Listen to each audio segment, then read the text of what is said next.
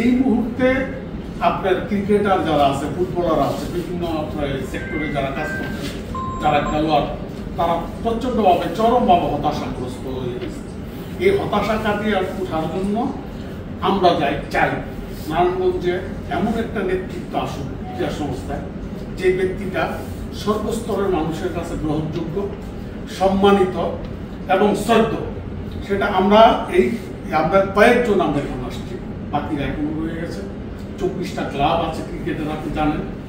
ওই 24টা ক্লাবের মধ্যে 14টা ক্লাব যেই চিন্তাটা করতেছে, সেই চিন্তার প্রতিফলন হচ্ছে আমরা এই নারায়ণগঞ্জে একজন ভালো ক্রীড়াপ্রেমী চাই, একজন ভালো সংগঠক চাই,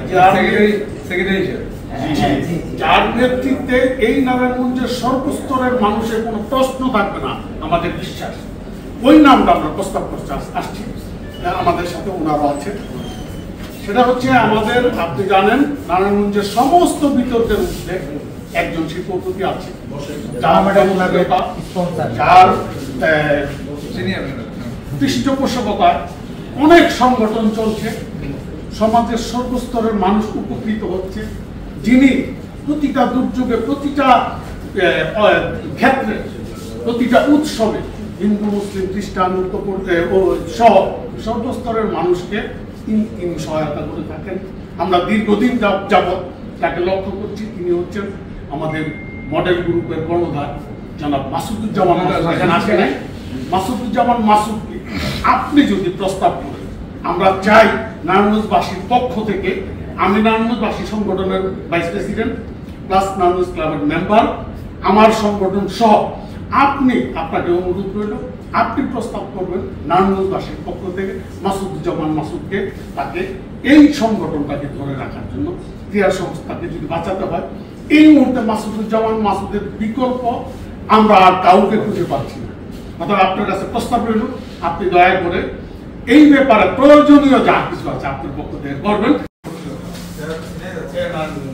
এবং আরেকজন ক্রিকেটার আছে, মিঠু আছে, আমি পরিচয় করব।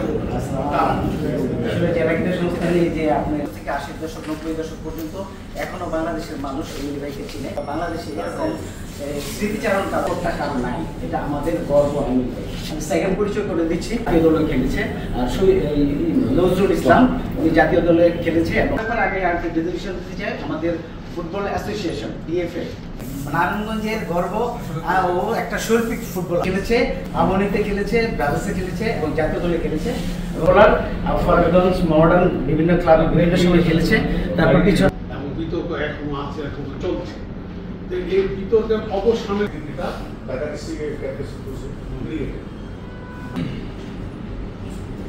এখন আমরা ক্রীড়া সংগঠনগুলিকে বাঁচানো যাবে কিনা সম্পূর্ণ অচল।